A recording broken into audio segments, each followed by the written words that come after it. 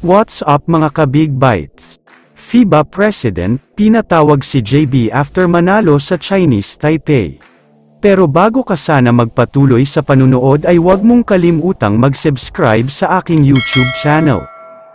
Isang blowout at one-sided na panalo ang nakuha ng Gilas Pilipinas kontra sa visiting team na Chinese Taipei.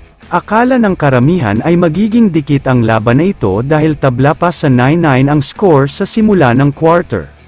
Pero isang nakakagulat na run ang ginawa ng Gilas sa second quarter. Dahil halos lahat talaga ng tire nila ay pumasok, wala halos magawa ang Chinese Taipei sa mga ibinabato sa kanila, kaya naman lumobo sa 30 points ang kalamangan nila dito.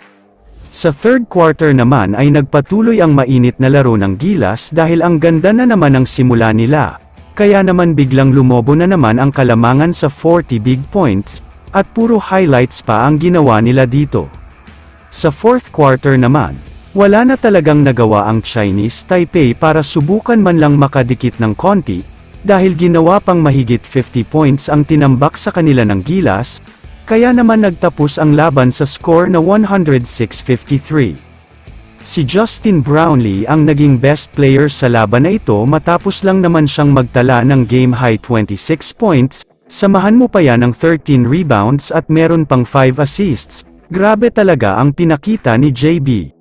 Kaya naman ayon sa source, pagkatapos daw ng game ay pinatawag ng FIBA si Justin Brownlee, at pinaalalahanan nga daw siya ng mga ito na wag nang uulitin ang ginawa niya noon, lalo pat maganda na ang pinapakita ng team niya ngayon. Magkakaroon daw kasi sa susunod ng random test, at umaasa ang FIBA na wala na silang makikitang kahit anong sign na gumagamit pa si Brownlee, dahil kung hindi ay posibleng lifetime ban ang ipapataw sa kanya.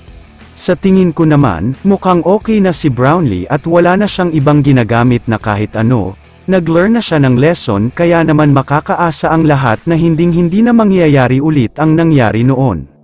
Kung mangyayari man ulit yun ay siguradong valid naman ang reason at baka dahil may injury lang ulit siya, pero sa nakikita ko ay mas naging malakas pa ngayon si Brownlee kahit mahigit 3 months ang naging suspension niya.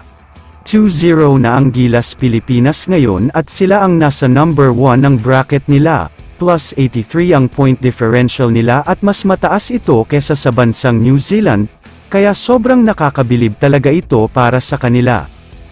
Kaya naman kung kayo ang tatanungin, ano ang masasabi nyo kay JB at sa Gilas?